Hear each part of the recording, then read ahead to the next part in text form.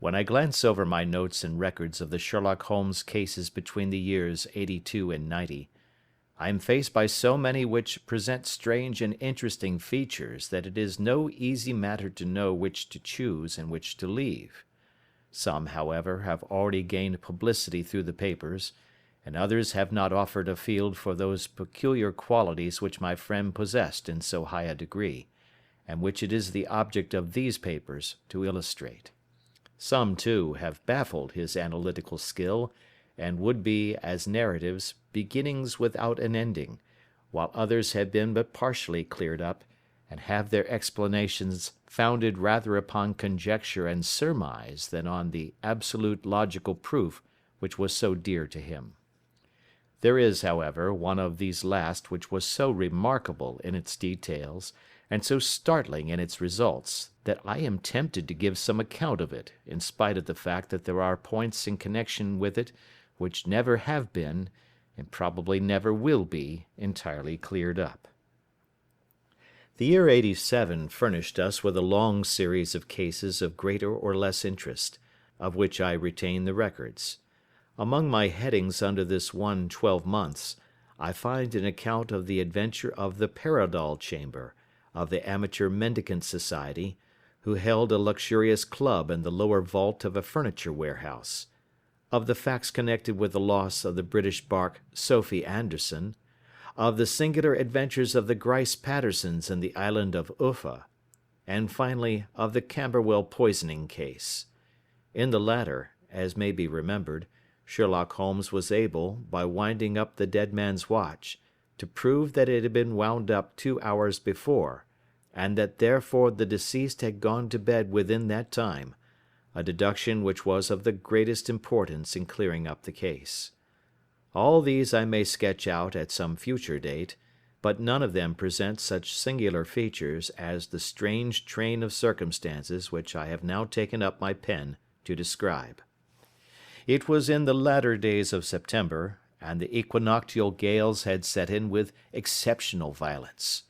All day the wind had screamed and the rain had beaten against the windows, so that even here, in the heart of great, hand-made London, we were forced to raise our minds for the instant from the routine of life and to recognize the presence of those great elemental forces which shriek at mankind through the bars of his civilization, like untamed beasts in a cage. As evening drew in, the storm grew higher and louder, and the wind cried and sobbed like a child in the chimney.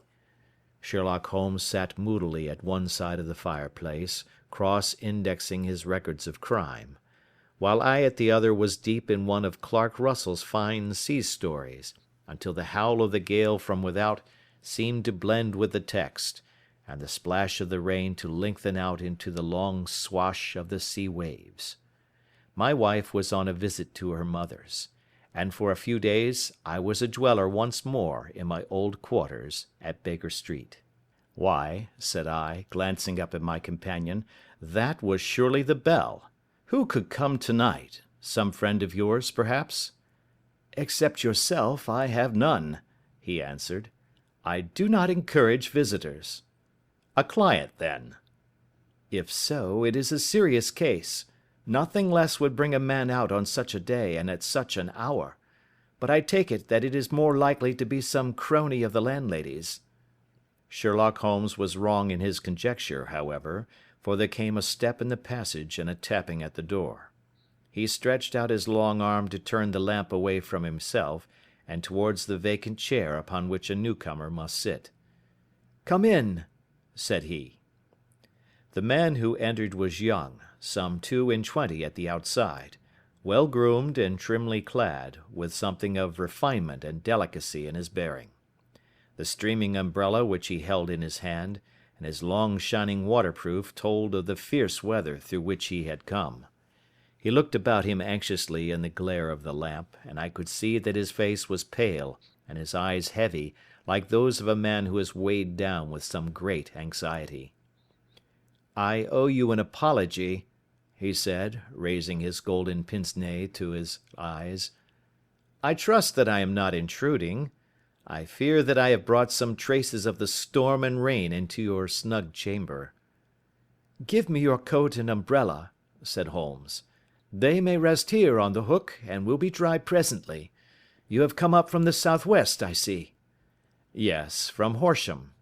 "That clay and chalk mixture which I see upon your toe caps is quite distinctive." "I have come for advice." "That is easily got." "And help." "That is not always so easy." "I have heard of you, Mr. Holmes. I heard from Major Prendergast how you saved him in the Tankerville Club scandal." "Ah, of course. He was wrongfully accused of cheating at cards." "He said that you could solve anything." "He said too much." "That you are never beaten." "I have been beaten 4 times, 3 times by men and once by a woman." "But what is that compared with the number of your successes?" "It is true that I have been generally successful." "Then you may be so with me." "I beg that you will draw your chair up to the fire and favour me with some details as to your case." "It is no ordinary one." "None of those which come to me are. I am the last court of appeal." "And yet I question, sir, whether, in all your experience, you have ever listened to a more mysterious and inexplicable chain of events than those which have happened in my own family." "You fill me with interest," said Holmes. "Pray give us the essential facts from the commencement, and I can afterwards question you as to those details which seem to me to be most important." The young man pulled his chair up and pushed his wet feet out towards the blaze. "My name," said he, "is John Openshaw, but my own affairs have, as far as I can understand, little to do with this awful business. It is a hereditary matter, so in order to give you an idea of the facts I must go back to the commencement of the affair. You must know that my grandfather had 2 sons, my uncle Elias and my father Joseph. My father had a small factory at Coventry, which he enlarged at the time of the invention of bicycling. He was a patentee of the Openshaw unbreakable tire, and his business met with such success that he was able to sell it and to retire upon a handsome competence. My uncle Elias emigrated to America when he was a young man, and became a planter in Florida, where he was reported to have done very well. At the time of the war he fought in Jackson's army, and afterwards under Hood, where he rose to be a colonel. When Lee laid down his arms, my uncle returned to his plantation, where he remained for 3 or 4 years. About 1869 or 1870, he came back to Europe and took a small estate in Sussex, near Horsham. He had made a very considerable fortune in the States, and his reason for leaving them was his aversion to the negroes, and his dislike of the Republican policy in extending the franchise to them. He was a singular man, fierce and quick-tempered, very foul-mouthed when he was angry, and of a most retiring disposition. During all the years that he lived at Horsham, I doubt if ever he set foot in the town. He had a garden and 2 or 3 fields round his house, and there he would take his exercise, though very often for weeks on end he would never leave his room. He drank a great deal of brandy and smoked very heavily, but he would see no society and did not want any friends, not even his own brother. He didn't mind me. In fact, he took a fancy to me, for at the time when he saw me first I was a youngster of 12 or so. This would be in the year 1878, after he had been 8 or 9 years in England. He begged my father to let me live with him, and he was very kind to me in his way. When he was sober he used to be fond of playing backgammon and draughts with me, and he would make me his representative both with the servants and with the tradespeople, so that by the time that I was 16 I was quite master of the house. I kept all the keys and could go where I liked and do what I liked, so long that I did not disturb him in his privacy. There was one singular exception, however, for he had a single room, a lumber room up among the attics, which was invariably locked, and which he would never permit either me or anyone else to enter. With a boy's curiosity I have peeped through the keyhole, but I was never able to see more than such a collection of old trunks and bundles as would be expected in such a room. One day, it was in March, 1883, a letter with a foreign stamp lay upon the table in front of the colonel's plate. It was not a common thing for him to receive letters, for his bills were all paid in ready money, and he had no friends of any sort. "From India," said he, as he took it up. "Pondicherry postmark. What can this be?" Opening it hurriedly, out there jumped 5 little dried orange pips, which pattered down upon his plate. I began to laugh at this, but the laugh was struck from my lips at the sight of his face. His lip had fallen, his eyes were protruding, his skin the colour of putty, and he glared at the envelope which he still held in his trembling hand. "K," he shrieked, and then, my God, my sins have overtaken me." "What is it, uncle?" I cried. "Death," said he, and rising from the table he retired to his room, leaving me palpitating with horror. I took up the envelope and saw scrawled in red ink upon the inner flap, just above the gum, the letter K 3 times repeated. There was nothing else save the 5 dried pips. What could be the reason of his overpowering terror? I left the breakfast table, and as I ascended the stair I met him coming down with an old rusty key, which must have belonged to the attic, in one hand, and a small brass box, like a cash box, in the other. "They may do what they like, but I'll checkmate them still," said he with an oath. "Tell Mary that I shall want a fire in my room today, and send down to Fordham the Horsham lawyer." I did as he ordered, and when the lawyer arrived I was asked to step up to the room. The fire was burning brightly, and in the grate there was a mass of black fluffy ashes as of burned paper, while the brass box stood open and empty beside it.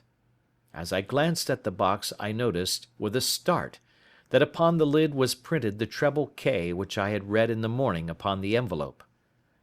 "I wish you, John," said my uncle, "to witness my will. I leave my estate, with all its advantages and all its disadvantages, to my brother, your father, whence it will, no doubt, descend to you. If you can enjoy it in peace, well and good. If you find you cannot, take my advice, my boy, and leave it to your deadliest enemy. I am sorry to give you such a two-edged thing, but I can't say what turn things are going to take. Kindly sign the paper where Mr. Fordham shows you." I signed the paper as directed, and the lawyer took it away with him. The singular incident made, as you may think, the deepest impression upon me, and I pondered over it and turned it every way in my mind without being able to make anything of it.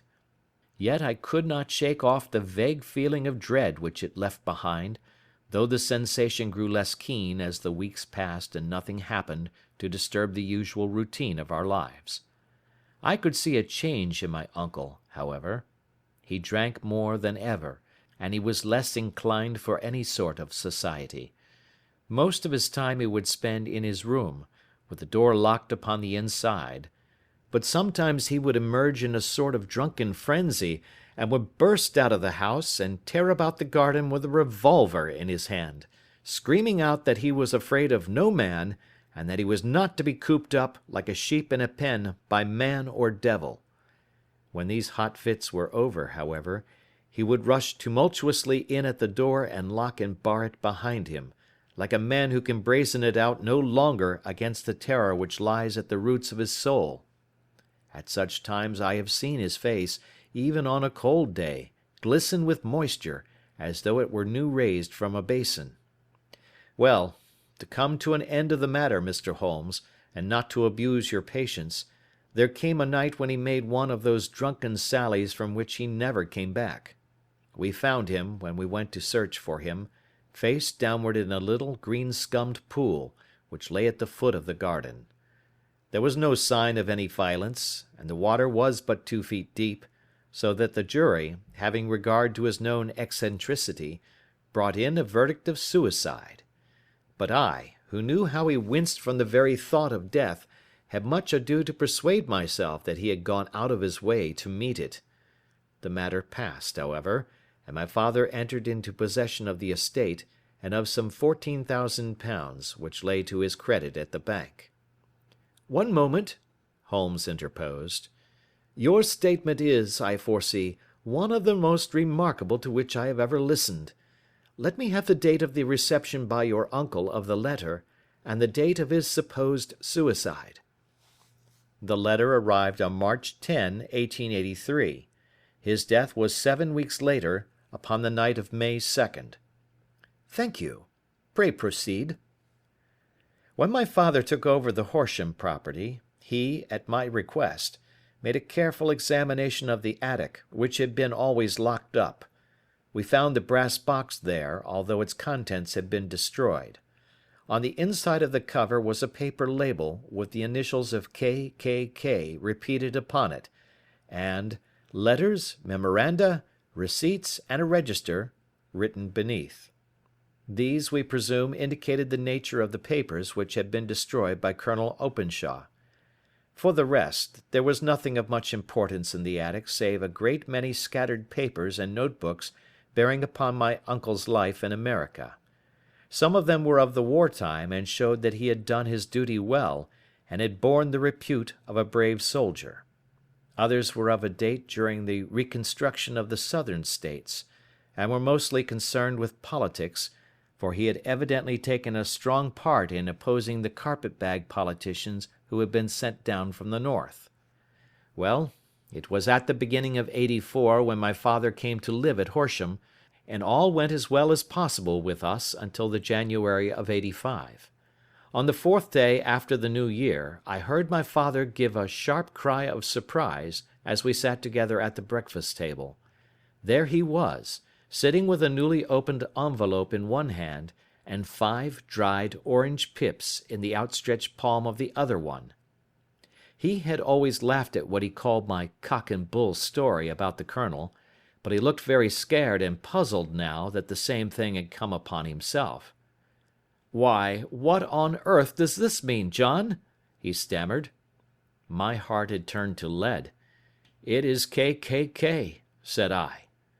He looked inside the envelope. "So it is," he cried. "Here are the very letters.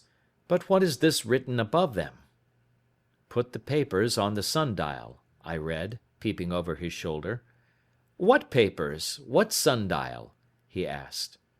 "The sundial in the garden. There is no other," said I. "But the papers must be those that are destroyed." "Pooh!"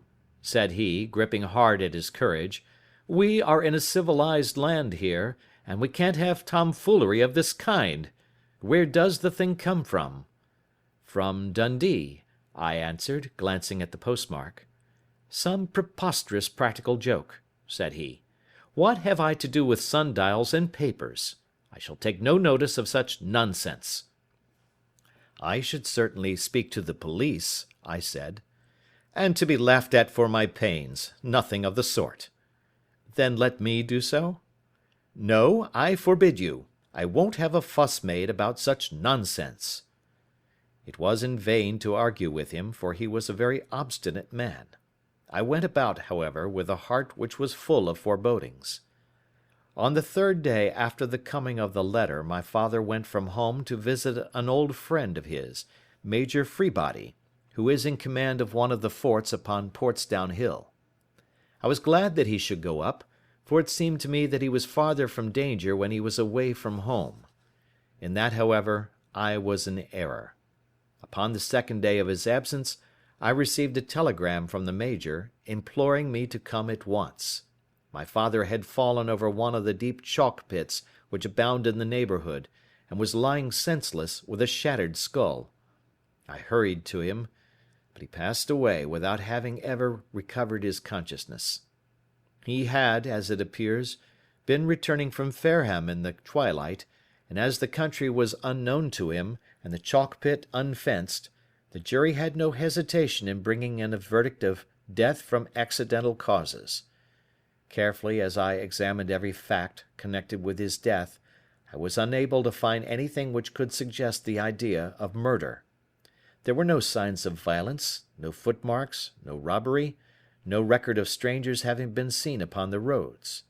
And yet I need not tell you that my mind was far from at ease, and that I was well nigh certain that some foul plot had been woven round him. In this sinister way I came into my inheritance. You will ask me why I did not dispose of it? I answer, because I was well convinced that our troubles were in some way dependent upon an incident in my uncle's life, and that the danger would be as pressing in one house as in another. It was in January, '85, that my poor father met his end, and 2 years and 8 months have elapsed since then. During that time I have lived happily at Horsham, and I had begun to hope that his curse had passed away from the family, and that it had ended with the last generation. I had begun to take comfort too soon, however. Yesterday morning the blow fell in the very shape in which it had come upon my father. The young man took from his waistcoat a crumpled envelope, and turning to the table he shook out upon it 5 little dried orange pips. "This is the envelope," he continued. "The postmark is London, Eastern Division. Within are the very words which were upon my father's last message, K, K, K, and then, 'Put the papers on the sundial.'" "What have you done?" asked Holmes. "Nothing." "Nothing?" "To tell the truth," he sank his face into his thin white hands, "I have felt helpless. I have felt like one of those poor rabbits when the snake is writhing towards it. I seem to be in the grasp of some resistless, inexorable evil, which no foresight and no precautions can guard against." "Tut, tut!" cried Sherlock Holmes. "You must act, man, or you are lost. Nothing but energy can save you. This is no time for despair." "I have seen the police." "Ah! But they listened to my story with a smile. I am convinced that the inspector has formed the opinion that the letters are all practical jokes, and that the deaths of my relations were really accidents, as the jury stated, and were not to be connected with the warnings." Holmes shook his clenched hands in the air. "Incredible imbecility!" he cried. "They have, however, allowed me a policeman, who may remain in the house with me." "Has he come with you tonight?" "No, his orders were to stay in the house." Again Holmes raved in the air. "Why did you come to me?" he cried. "And, above all, why did you not come at once?" "I did not know. It was only today that I spoke to Major Prendergast about my troubles, and was advised by him to come to you." "It is really 2 days since you had the letter. We should have acted before this. You have no further evidence, I suppose, than that which you have placed before us? No suggestive detail which might help us?" "There is one thing," said John Openshaw. He rummaged in his coat pocket, and drawing out a piece of discoloured blue-tinted paper, he laid it out upon the table. "I have some remembrance," said he, "that on the day when my uncle burned the papers I observed that the small unburned margins which lay amid the ashes were of this particular colour. I found this single sheet upon the floor of his room, and I am inclined to think that it may be one of the papers which has, perhaps, fluttered out from among the others, and in that way has escaped destruction. Beyond the mention of pips, I do not see that it helps us much. I think myself that it is a page from some private diary. The writing is undoubtedly my uncle's." Holmes moved the lamp, and we both bent over the sheet of paper, which showed by its ragged edge that it had indeed been torn from a book. It was headed March, 1869, and beneath were the following enigmatical notices: 4th. Hudson came. Same old platform. 7th. Set the pips on Macaulay, Paramore, and John Swain of St. Augustine. 9th. Macaulay cleared. 10th. John Swain cleared. 12th. Visited Paramore. All well. "Thank you," said Holmes, folding up the paper and returning it to our visitor. "And now you must on no account lose another instant. We cannot spare time even to discuss what you have told me. You must get home instantly and act." "What shall I do?" "There is but one thing to do. It must be done at once. You must put this piece of paper which you have shown us into the brass box which you have described. You must also put in a note to say that all the other papers were burned by your uncle, and that this is the only one which remains. You must assert that in such words as will carry conviction with them. Having done this, you must at once put the box out upon the sundial as directed. Do you understand?" "Entirely." "Do not think of revenge or anything of the sort at present. I think that we may gain that by means of the law, but we have our web to weave, while theirs is already woven. The first consideration is to remove the pressing danger which threatens you. The second is to clear up the mystery and to punish the guilty parties." "I thank you," said the young man, rising and pulling on his overcoat. "You have given me fresh life and hope. I shall certainly do as you advise." "Do not lose an instant. And, above all, take care of yourself in the meanwhile, for I do not think that there can be a doubt that you are threatened by a very real and imminent danger. How do you go back?" "By train from Waterloo." "It is not yet 9. The streets will be crowded, so I trust that you may be in safety, and yet you cannot guard yourself too closely." "I am armed." "That is well. Tomorrow I shall set to work upon your case." "I shall see you at Horsham, then?" "No, your secret lies in London. It is there that I shall seek it." "Then I shall call upon you in a day, or in 2 days, with news as to the box and the papers. I shall take your advice in every particular." He shook hands with us and took his leave. Outside the wind still screamed and the rain splashed and pattered against the windows.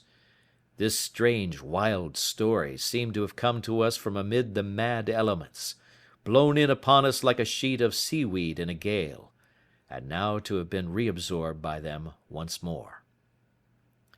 Sherlock Holmes sat for some time in silence, with his head sunk forward and his eyes bent upon the red glow of the fire. Then he lit his pipe, and leaning back in his chair he watched the blue smoke rings as they chased each other up to the ceiling. "I think, Watson," he remarked at last, "that of all our cases we have had none more fantastic than this." "Save, perhaps, the sign of 4. "Well, yes, save, perhaps, that. And yet this John Openshaw seems to me to be walking amid even greater perils than did the Sholtos." "But have you," I asked, "formed any definite conception as to what these perils are?" "There can be no question as to their nature," he answered. "Then what are they? Who is this K., and why does he pursue this unhappy family?" Sherlock Holmes closed his eyes and placed his elbows upon the arms of his chair, with his fingertips together. "The ideal reasoner," he remarked, "would, when he had once been shown a single fact in all its bearings, deduce from it not only all the chain of events which led up to it, but also all the results which would follow from it. As Cuvier could correctly describe a whole animal by the contemplation of a single bone, so the observer who has thoroughly understood one link in a series of incidents should be able to accurately state all the other ones, both before and after. We have not yet grasped the results which the reason alone can attain to. Problems may be solved in the study which have baffled all those who have sought a solution by the aid of their senses. To carry the art, however, to its highest pitch, it is necessary that the reasoner should be able to utilize all the facts which have come to his knowledge. And this in itself implies, as you will readily see, a possession of all knowledge, which, even in these days of free education and encyclopedias, is a somewhat rare accomplishment. It is not so impossible, however, that a man should possess all knowledge which is likely to be useful to him in his work, and this I have endeavoured in my case to do. If I remember rightly, you on one occasion, in the early days of our friendship, defined my limits in a very precise fashion." "Yes," I answered, laughing, "it was a singular document. Philosophy, astronomy, and politics were marked at 0, I remember. botany variable, geology profound as regards the mud stains from any region within 50 miles of town, chemistry eccentric, anatomy unsystematic, sensational literature and crime records unique, violin player, boxer, swordsman, lawyer, and self-poisoner by cocaine and tobacco. Those, I think, were the main points of my analysis." Holmes grinned at the last item. "Well," he said, "I say now, as I said then, that a man should keep his little brain attic stocked with all the furniture that he is likely to use, and the rest he can put away in the lumber room of his library, where he can get it if he wants it. Now, for such a case as the one which has been submitted to us tonight, we need certainly to muster all our resources. Kindly hand me down the letter K of the American Encyclopedia which stands upon the shelf beside you. Thank you. Now let us consider the situation, and see what may be deduced from it. In the first place, we may start with a strong presumption that Colonel Openshaw had some very strong reason for leaving America. Men at his time of life do not change all their habits and exchange willingly the charming climate of Florida for the lonely life of an English provincial town. His extreme love of solitude in England suggests the idea that he was in fear of someone or something, so we may assume as a working hypothesis that it was fear of someone or something which drove him from America. As to what it was he feared, we can only deduce that by considering the formidable letters which were received by himself and his successors. Did you remark the postmarks of these letters? The first was from Pondicherry, the second from Dundee, and the third from London. From East London. What do you deduce from that? They are all seaports, that the writer was on board of a ship. Excellent. We have already a clue. There can be no doubt that the probability, the strong probability, is that the writer was on board of a ship. And now let us consider another point. In the case of Pondicherry, 7 weeks elapsed between the threat and its fulfilment. In Dundee it was only some 3 or 4 days. Does that suggest anything? A greater distance to travel. But the letter had also a greater distance to come. Then I do not see the point. There is at least a presumption that the vessel in which the man or men are is a sailing ship. It looks as if they always send their singular warning or token before them when starting upon their mission. You see how quickly the deed followed the sign when it came from Dundee. If they had come from Pondicherry in a steamer, they would have arrived almost as soon as their letter. But, as a matter of fact, 7 weeks elapsed. I think that those 7 weeks represented the difference between the mail boat which brought the letter and the sailing vessel which brought the writer. It is possible. More than that, it is probable. And now you see the deadly urgency of this new case, and why I urged young Openshaw to caution. The blow has always fallen at the end of the time which it would take the senders to travel the distance. But this one comes from London, and therefore we cannot count upon delay. Good God! I cried. What can it mean, this relentless persecution? The papers which Openshaw carried are obviously of vital importance to the person or persons in the sailing ship. I think that it is quite clear that there must be more than one of them. A single man could not have carried out 2 deaths in such a way as to deceive a coroner's jury. There must have been several in it, and they must have been men of resource and determination. Their papers they mean to have, be the holder of them who it may. In this way you see KKK ceases to be the initials of an individual and becomes the badge of a society. But of what society? Have you never, said Sherlock Holmes, bending forward and sinking his voice, have you never heard of the Ku Klux Klan? I never have. Holmes turned over the leaves of the book upon his knee. Here it is, said he presently.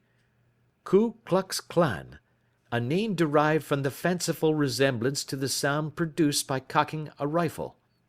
This terrible secret society was formed by some ex-Confederate soldiers in the Southern States after the Civil War, and it rapidly formed local branches in different parts of the country, notably in Tennessee, Louisiana, the Carolinas, Georgia, and Florida. Its power was used for political purposes, principally for the terrorizing of the Negro voters and the murdering and driving from the country of those who were opposed to its views. Its outrages were usually preceded by a warning sent to the marked man in some fantastic but generally recognized shape, a sprig of oak leaves in some parts, melon seeds or orange pips in others. On receiving this, the victim might either openly abjure his former ways, or might fly from the country. If he braved the matter out, death would unfailingly come upon him, and usually in some strange and unforeseen manner. So perfect was the organization of the society, and so systematic its methods, that there is hardly a case upon record where any man succeeded in braving it with impunity, or in which any of its outrages were traced home to the perpetrators. For some years the organization flourished in spite of the efforts of the United States government and of the better classes of the community in the South. Eventually, in the year 1869, the movement rather suddenly collapsed, although there have been sporadic outbreaks of the same sort since that date. You will observe, said Holmes, laying down the volume, that the sudden breaking up of the society was coincident with the disappearance of Openshaw from America with their papers. It may well have been cause and effect. It is no wonder that he and his family have some of the more implacable spirits upon their track. You can understand that this register and diary may implicate some of the first men in the South, and that there may be many who will not sleep easy at night until it is recovered. Then the page we have seen is such as we might expect. It ran, if I remember right, sent the pips to A, B, and C. That is, sent the society's warning to them. Then there are successive entries that A and B cleared, or left the country, and finally that C was visited, with, I fear, a sinister result for C. Well, I think, Doctor, that we may let some light into this dark place, and I believe that the only chance young Openshaw has in the meantime is to do what I have told him. There is nothing more to be said or to be done tonight, so hand me over my violin, and let us try to forget for half an hour the miserable weather and the still more miserable ways of our fellow men. It had cleared in the morning, and the sun was shining with a subdued brightness through the dim veil which hangs over the great city. Sherlock Holmes was already at breakfast when I came down. "You will excuse me for not waiting for you," said he. "I have, I foresee, a very busy day before me in looking into this case of young Openshaw's." "What steps will you take?" I asked. "It will very much depend upon the results of my first inquiries. I may have to go down to Horsham after all." "You will not go there first?" "No, I shall commence with the city. Just ring the bell and the maid will bring up your coffee." As I waited, I lifted the unopened newspaper from the table and glanced my eye over it. It rested upon a heading which sent a chill to my heart. "Holmes!" I cried. "You are too late." "Ah," said he, laying down his cup. "I feared as much. How was it done?" He spoke calmly, but I could see that he was deeply moved.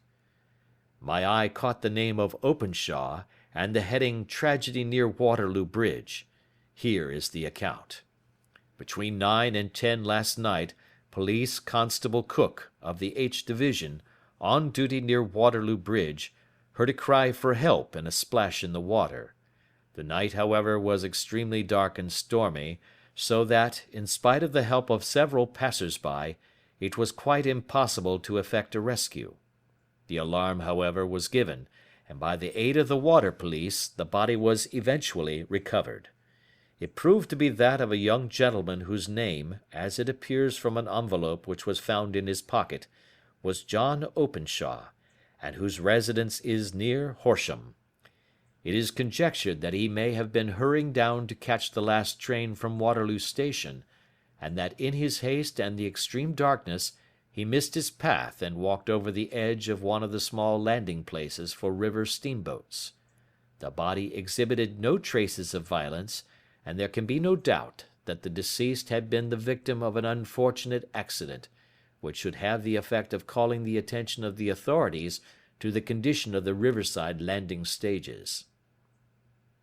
We sat in silence for some minutes, Holmes more depressed and shaken than I had ever seen him. "That hurts my pride, Watson," he said at last.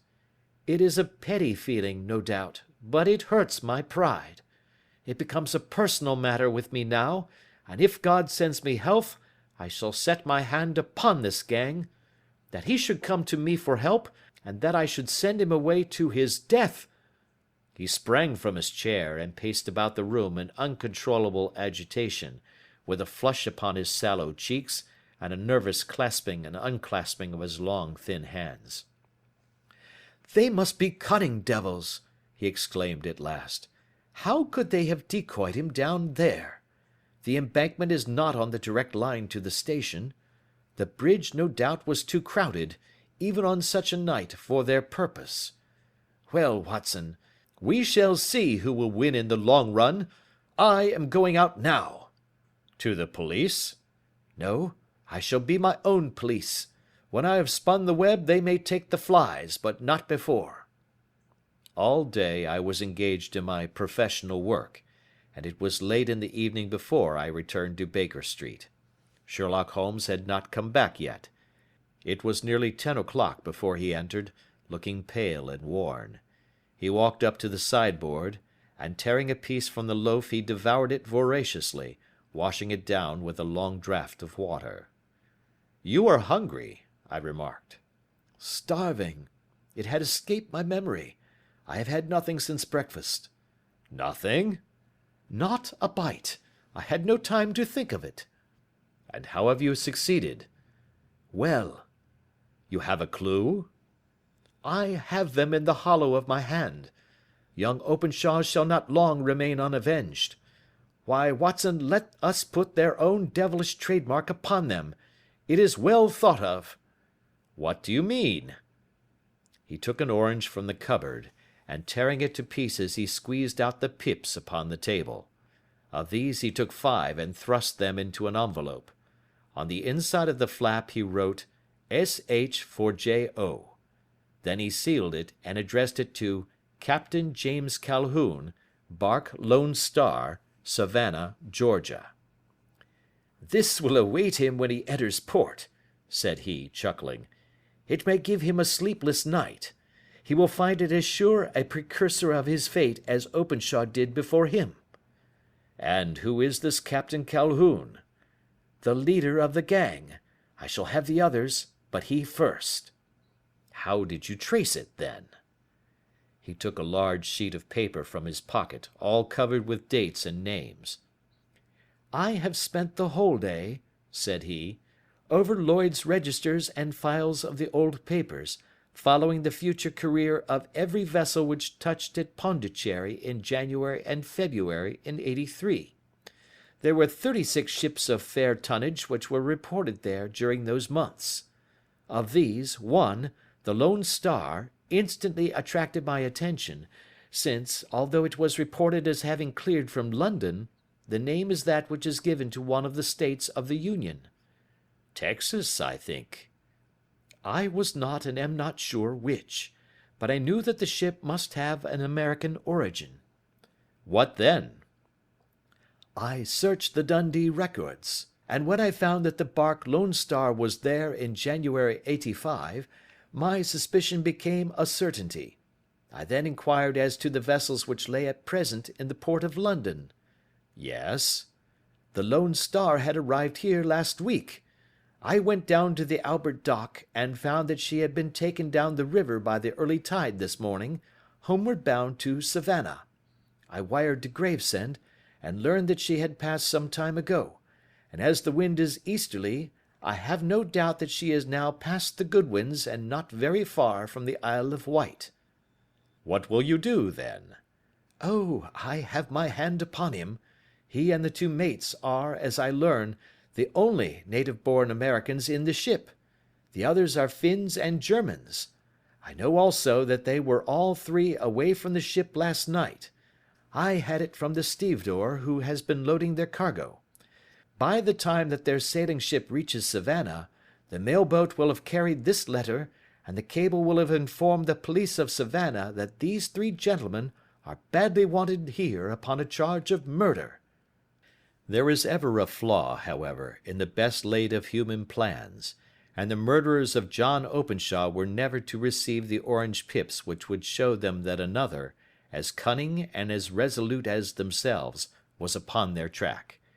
Very long and very severe were the equinoctial gales that year. We waited long for news of the Lone Star of Savannah, but none ever reached us.